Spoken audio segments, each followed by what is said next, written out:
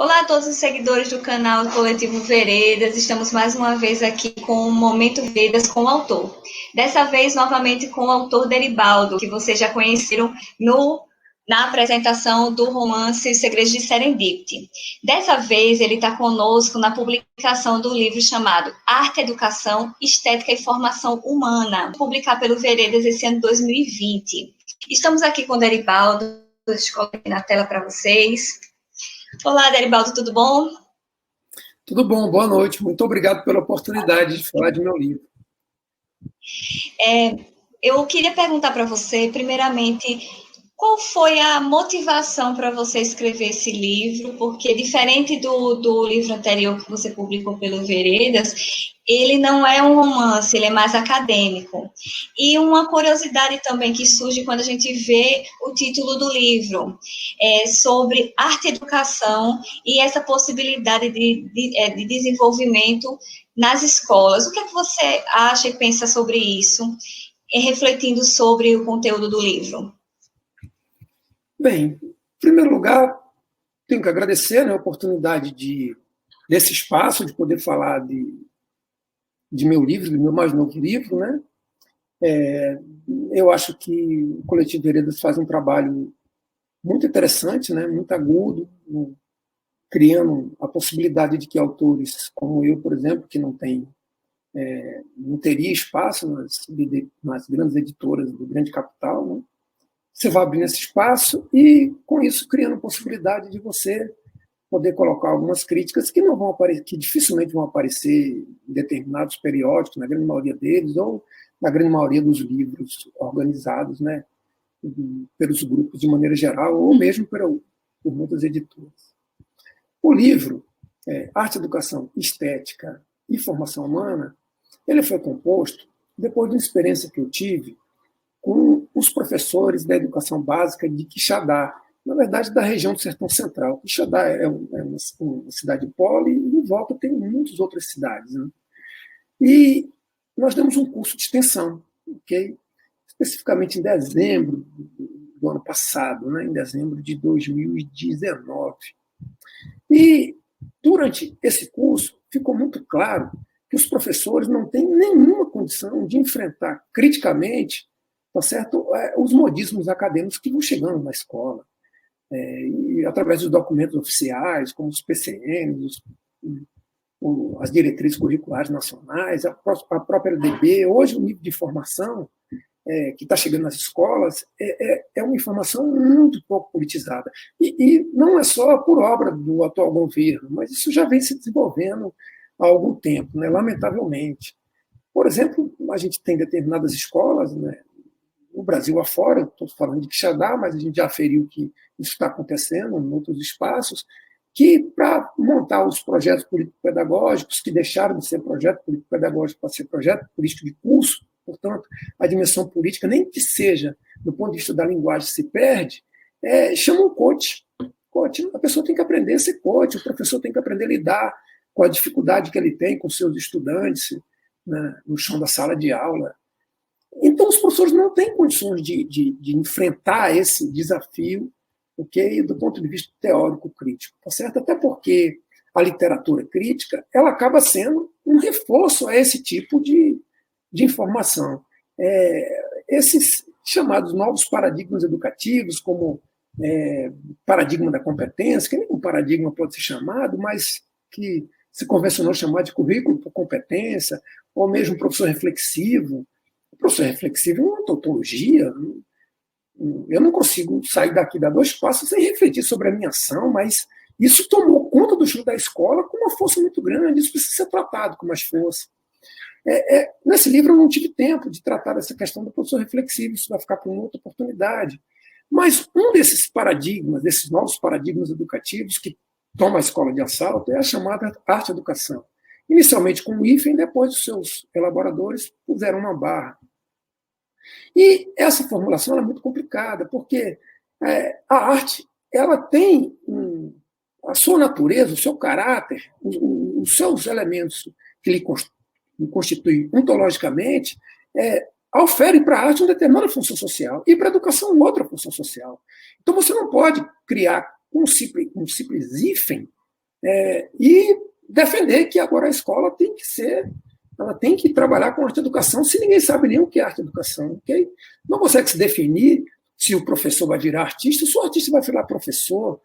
E, na maioria das escolas, a grande maioria das escolas, o máximo que o professor tem, ou a professora, sobretudo na educação infantil, uma tesoura e um pedaço de papel reciclado para cortar, ou fazer alguma coisa com garrafa PET, no máximo argila, mexer com areia. E essas escolas, elas não têm banheiro. Veja, eu não estou brincando, tá certo? A gente está em Quixadá desde 2007, e eu trabalho numa disciplina chamada Estrutura de Educação Básica, e a cada semestre os estudantes vão para as escolas, tá certo? E vão visitar as escolas e trazem fotos. Nós temos escola que não tem banheiro, que não tem água, que não tem vaso sanitário. Imagina o que é uma menina, por exemplo, se hormonando entre 11 e 13 anos, ter que ir para um banheiro, ok? Com duas outras amigas, uma fica vigiando para ninguém ver, a moça que está lá dentro fazendo algum tipo de necessidade fisiológica, e a outra vai pegar um balde d'água. Não faz sentido isso. Mas é o que a gente tem, né? Em vários espaços. O Sertão Central está cheio de escolas assim. As desculpas dos gestores são as mais absurdas possíveis, né? Que falta verba, e aí cada um põe a culpa para todo lado. Mas me parece que, de alguma maneira, a escola, pelo menos do ponto de vista dessa política educativa que temos, ela tem que ser assim mesmo, ela tem que criar um determinado convencimento, mas tem que ser pela falta de estrutura mesmo, que é para o estudante, de alguma maneira, e sua família, acreditar que o melhor é ele conseguir algum dinheiro e ir para uma escola privada, né? Chega a ser, o Marx chamava isso de dimensão tacanha, mas é terrível, isso é uma coisa mesquinha demais. Pronto, a arte-educação, ela entra nesse cenário, ok, como sendo uma espécie de ferramenta onde o professor, de alguma maneira, via arte-educação, ele vai conseguir resolver vários problemas da escola. E veja, não se definiu o que é arte, não se definiu o que é educação. Nós pegamos como base os parâmetros curriculares nacionais da arte que foram publicados entre 97 e 98, ok? Esses parâmetros curriculares nacionais, se você fizer um pequeno cotejamento com a BNCC, você vai ver que, mudando o que tem que ser mudado, houve mudança, é claro, mas a ideia continua, em essência, o supra-sumo da ideia continua a mesma do que seria a função da arte anexa ao processo educativo. Então, esse elemento da crítica força o professor a acreditar que ele pode fazer uma coisa que ele não pode fazer, que ele não tem como fazer, porque a escola não tem estrutura. Ela não tem estrutura nenhuma. A maioria da escola não tem computador, não tem internet, não tem uma sala de vídeo. Okay? E os estudantes, por sua vez, patrulhado pela essa mídia burguesa de ocasião, só tem acesso ao pior que a produção contemporânea, que se considera artística, produz. Né? Então, há um fosso muito grande entre o professor e o estudante. E a faculdade, que forma os professores, como a que eu trabalho, não prepara para isso. Se você olhar o currículo, por exemplo, de arte e educação, parece uma brincadeira, sabe? Está lá tudinho que está nos parâmetros curriculares nacionais, e sem nenhuma criticidade, sem nenhum processo de enfrentar o problema, tá certo? O que acontece hoje na escola é que há uma centralidade muito grande na didática. Então, você tem que aprender a fazer muitos processos didáticos, certo? Sem perceber que é uma relação forma-conteúdo, onde essa didática ser um conteúdo, não adianta, o conteúdo é que vai chamar uma determinada didática. Né? É inseparável, certo? Esse pacote coordenado é inseparável. Você não pode separar a didática do conteúdo, mas se acha, e os professores universitários se sentem culpados porque não conseguem formar os seus estudantes, um grande número de evasão, porque não capacita o estudante para enfrentar essa realidade. É claro que ele não tem condição de capacitar, porque essa realidade ninguém quer trabalhar. Como é que você quer trabalhar numa escola que não tem banheiro? Olha, eu não estou exagerando.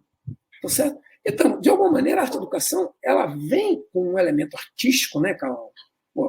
Quando se fala em arte, se cria um certo glamour, né? A coisa, quem é artista é mais importante, tem um certo soerguimento, então se cria tudo isso. A intelectualidade, de maneira geral, tá certo?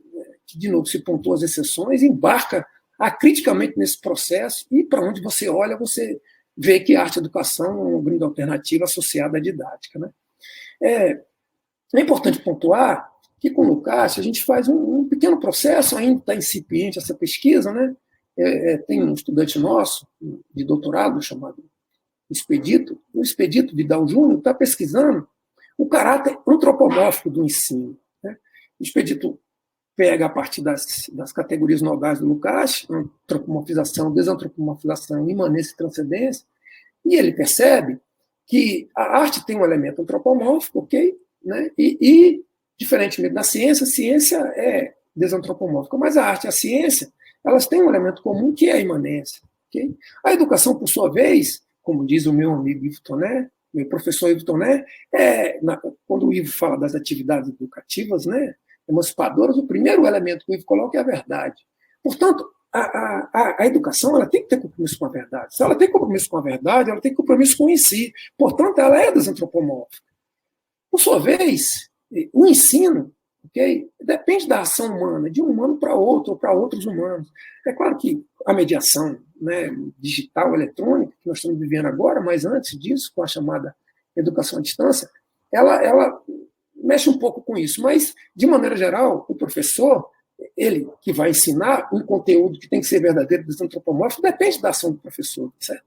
Então, o professor, o adoecimento é muito grande, porque o professor, ele tem que trafegar o elemento que é verdadeiro, mas ele não tem condição para fazer isso, tá certo? Então ele começa a se sentir culpado, porque depende dele, é um elemento antropomórfico, e é muito comum se encontrar pesquisas que põem a culpa no professor. Vários pesquisadores vão para a sala de aula e dizem que o professor tem a prática equivocada, porque se ele utilizar, por exemplo, a reflexão sobre a sua ação, ele vai conseguir resolver o problema. Isso tudo está completamente sem sentido, okay? No ponto de vista de você trafecar a verdade. Se você for participar de um curso de formação de professores hoje, de didática, você vai ver que raramente se fala no capitalismo, na emancipação humana. No máximo vai se falar em cidadania, se aboliu a questão do trabalho, se aboliu a luta de classes. Então, como é que você trabalha numa cidade como Quixadá, uma cidade no interior do Ceará, no sertão, onde a luta de classe é gritante, tá certo? Você vê nas ruas de Quixadá muitos carros importados, né? Tem alguns ainda resquícios, mas não sei como consegue se manter, pessoas que têm um padrão de vida elevadíssimo, do outro lado, uma miséria sem tamanho, para tudo quanto é lado, pedinte, gente morando na rua. O que acontece? Você não pode negar a luta de classe, mas a universidade, a partir desses chamados novos paradigmas educativos, acaba negando isso. E a arte e a educação embarca nesse processo, tá certo? É o que eles chamam de uma espécie de bricolagem metodológica. Então, com isso, a arte e a educação fica impedida de fazer o que espera dela, que seria criar um elo entre o ensino e o aprendizado, né? O aprendizado e o ensino. Se você, por curiosidade, pegar os parâmetros curriculares nacionais, é um PDF, sempre um PDF. Você pôr na busca estética e procurar quantas vezes a palavra estética aparece, e o que eles estão falando de estética, você vai entender o que eu estou dizendo. Em momento nenhum se define estética. E fica no ar, como se a estética fosse salão de beleza, fosse comida gourmet, como se fosse fitness, como se fosse maquiagem, a roupa que eu uso, meu cabelo. Não se define estética. Pior, a palavra beleza aparece 2 vezes. 2 vezes. O texto tem 86 páginas. Na primeira vez que ela aparece, ela faz uma relação com o matemático Mao Batawan. E é muito interessante, porque associa a desenvoltura do grande matemático seria uma desenvoltura de beleza, a forma como ele resolve os problemas. Eu não discordo disso. Muito possivelmente, cada professor, quando resolve seus problemas, independente da área que seja, ele tem acesso à beleza humana, porque ele está desenvolvendo um elemento para a humanidade. Eu não discordo disso. Mas beleza não é só isso. Okay? Beleza não é só isso. Então, como é que você vai discutir arte sem discutir beleza? Não faz sentido. Okay? Nenhum sentido. Então, em alguns momentos, o documento sugere que a arte é mais importante do que a ciência, tá certo? E aí pega respaldo inverso de Caetano Veloso, como o Veloso diz que está tudo bem como 2 e 2 são 5, e pega alguns trechos, pega um trecho de uma passagem de Guimarães Rosas, e entre outros elementos artísticos, para dizer que falta arte no mundo. Claro, eu tenho certeza que falta arte, eu queria muito mais arte. Mas a arte tem um papel social, e a educação tem outro. ok? A arte, segundo Lukács, que é o nosso entendimento ontológico, é que a função social dela é o registro da autoconsciência humana. Se a arte não registrar a autoconsciência humana, ela não cumpre o papel dela. E como é que a arte registra a autoconsciência? Pela catarse. Okay? A catarse não aparece no documento. Veja, como é que um documento trabalha com arte e a palavra catarse mimese tão pouco? Como é que um documento quer trabalhar a arte sem discutir mimese e catarse? Mas o documento faz isso chega na escola. Então, não tem como o professor enfrentar esse debate criticamente se o professor está minimamente sustentado para poder enfrentar esse debate. Então, nós pegamos essas contradições do documento, tá certo?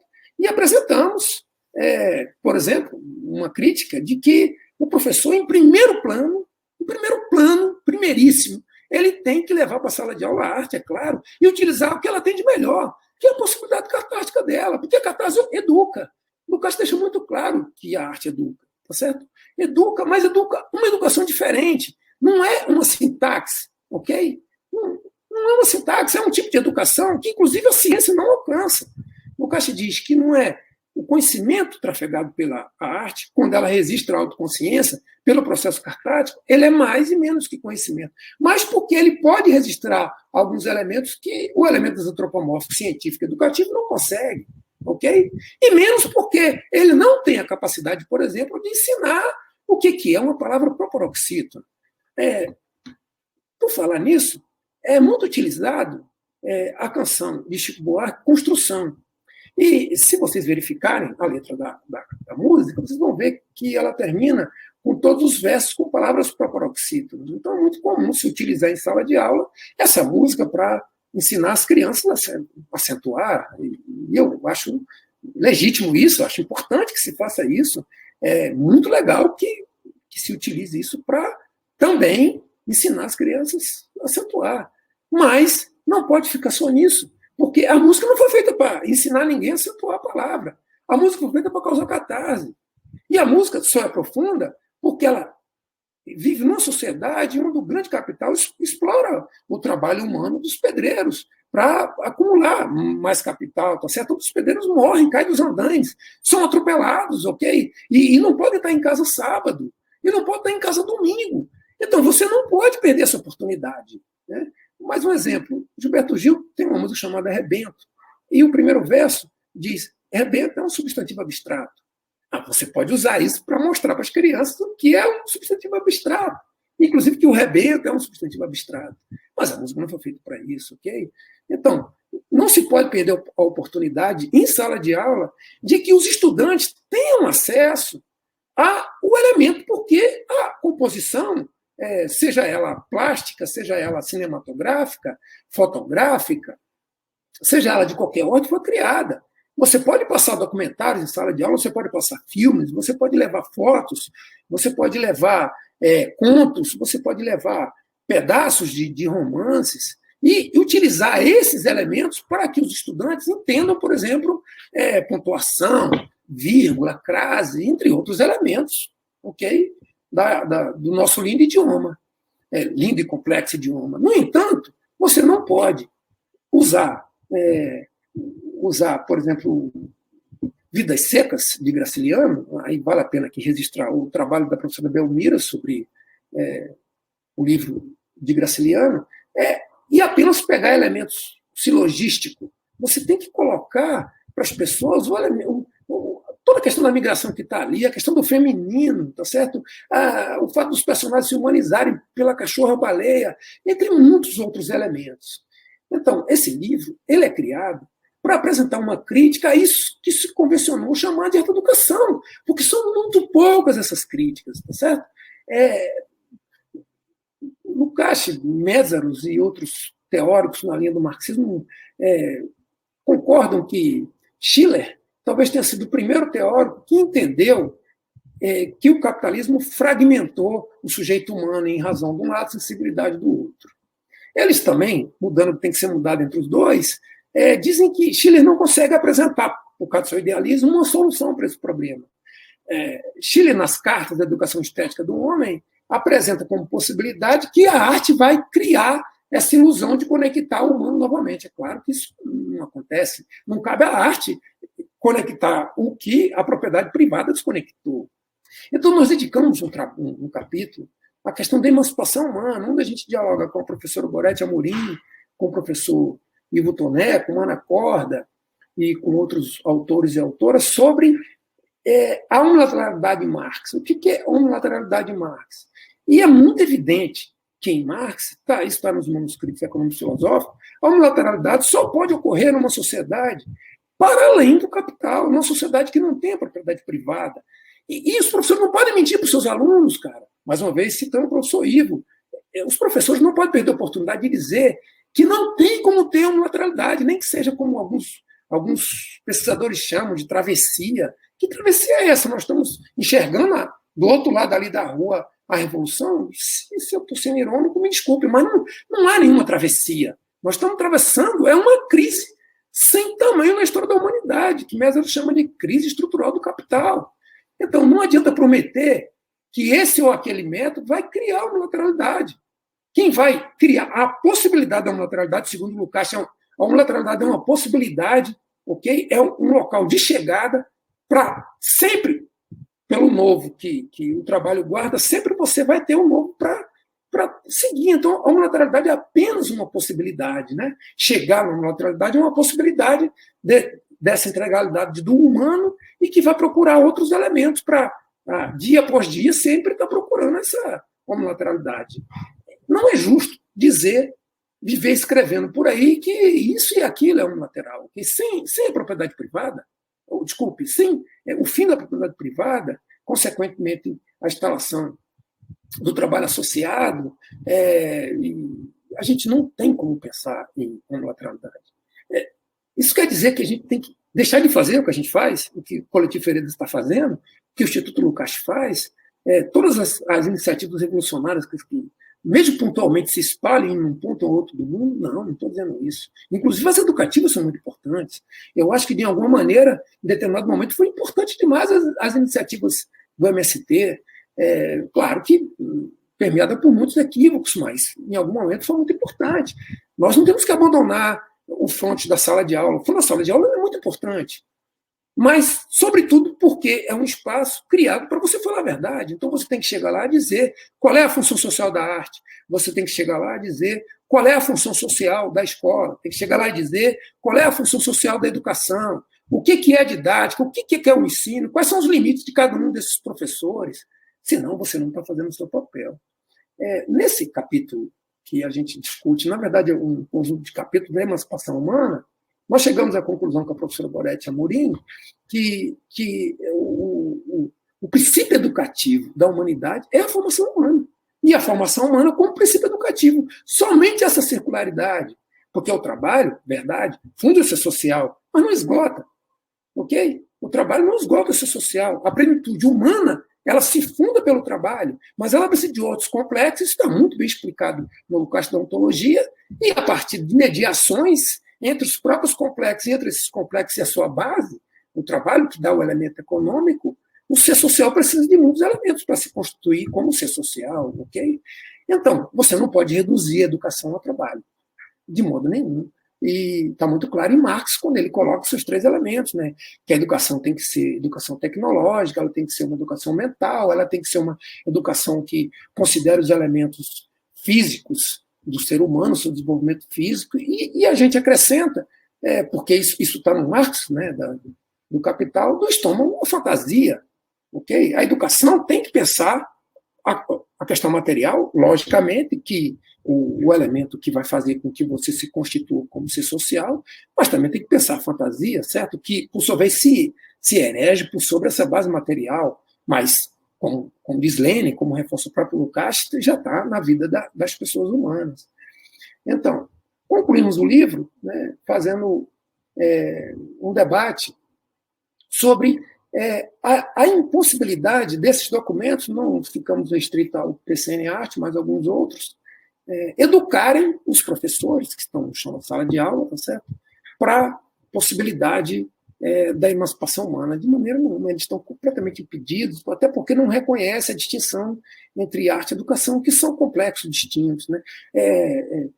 É uma ingenuidade que chega a assustar, né? Pessoas que têm muita experiência, né, publicando, chega a assustar a ingenuidade. São coisas que não faz sentido. Vou citar apenas um trecho de um dos documentos que diz que é importante a literatura na sala de aula. Claro que é importante a literatura na sala de aula, não tenho dúvida nenhuma disso.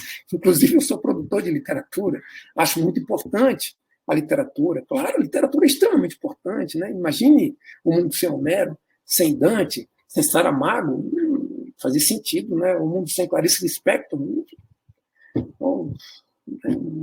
não teria... Eu penso que o mundo sem Cecília Meirelles teria menos graça.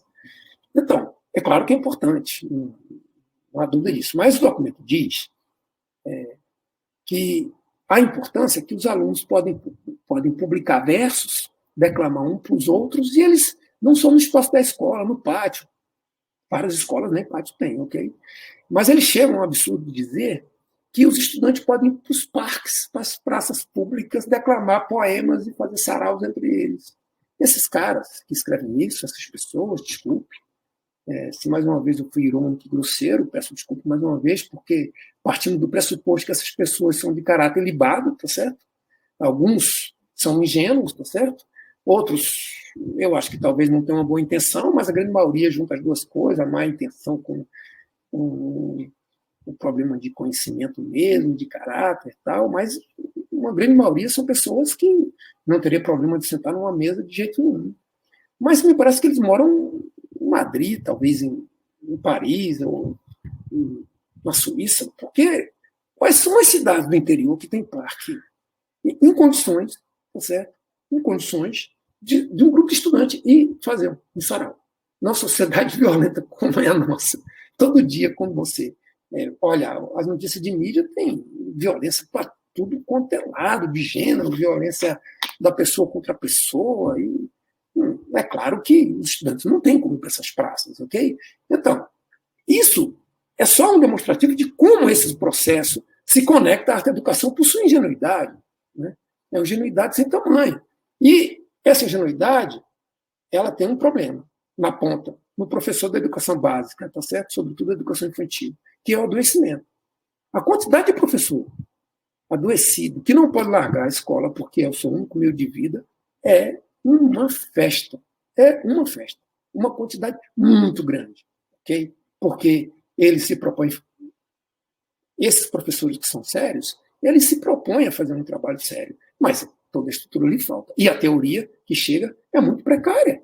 E de alguma maneira, a teoria que ele recebe no curso chamado de formação inicial, né?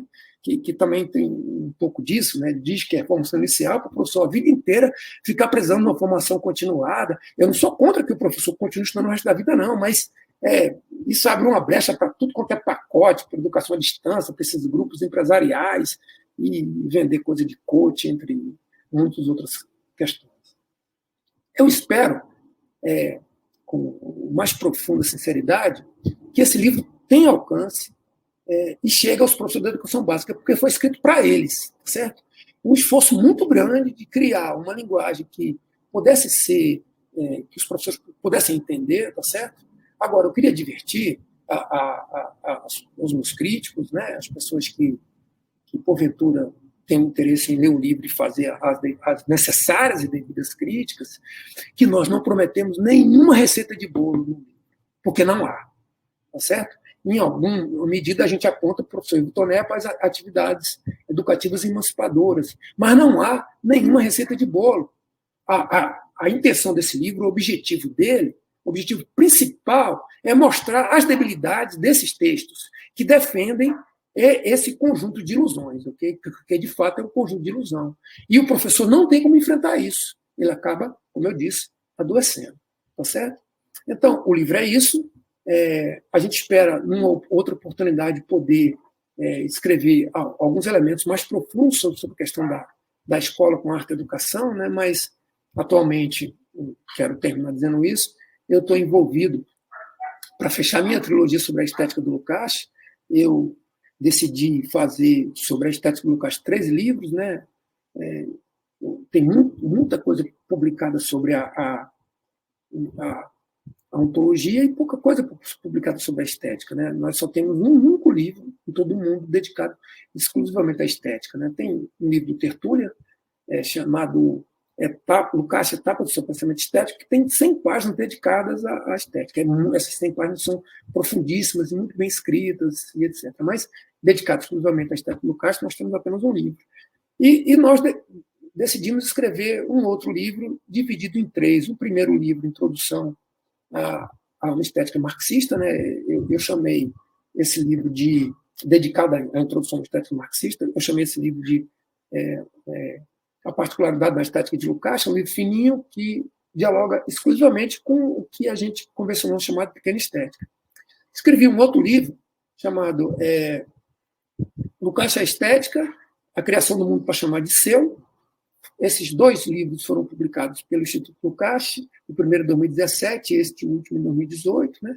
Esse último livro ele é um pouco mais denso, tem 400 páginas, e a gente pega toda a estética, com exceção do capítulo 14, 15 e 16, aquilo que a versão do Manuel Sacristã, em castelhano, chamou de questões limites. A gente preferiu tratar as questões limites no outro livro. Atualmente, eu estou me dedicando a esta redação. Esse livro possivelmente sai em 2021, muito possivelmente pelo Coletivo Veredas, tá certo? Mas depois que esse meu livro ficar pronto e eu me liberar do meu compromisso em escrever uma trilogia sobre a estética, eu volto a me dedicar à questão da arte-educação, que eu acho que tem muita coisa para ser dita. Boa noite, muito obrigado, um abraço e muito obrigado ao Coletivo Veredas pelo espaço. Nós que agradecemos, Deribaldo. Ótima explanação a respeito do seu livro, Arte, Educação, Estética e Formação Humana. Como vocês viram aí, o Deribaldo Santos acabou de fazer uma belíssima explanação sobre esse livro. Quem tiver curiosidade para ler, ter acesso a essa obra, está lá já no nosso site, do coletivoveredas.com, o PDF para baixar de forma gratuita, como também o livro para comprar a preço de custo, mais frete. Eu gostaria de explicar para vocês um pouco mais sobre o Coletivo Veredas. O intuito delas é apenas a divulgação do conhecimento crítico, uma análise ontológica da nossa realidade social, anticapitalista e uma perspectiva revolucionária. Então, nossa atuação ela não visa de maneira alguma qualquer tipo de lucro. Não temos patrocínio de Estado, de qualquer sindicato, partido político. Todo o nosso material tem como principal fonte de financiamento os próprios autores. E tudo que a gente gasta para publicar esses livros, para imprimir e deixar o mais barato e acessível para vocês, é exatamente o custo que o autor gasta para publicar o livro. Então, quem puder contribuir, participar, sempre estamos precisando de mais pessoas que atuem no Veredas, como também... E é isso, essa é a ideia da gente de divulgar conhecimento de maneira mais acessível e numa perspectiva revolucionária. Então é isso, pessoal. Ficamos aqui com mais um Momento Veredas com o autor.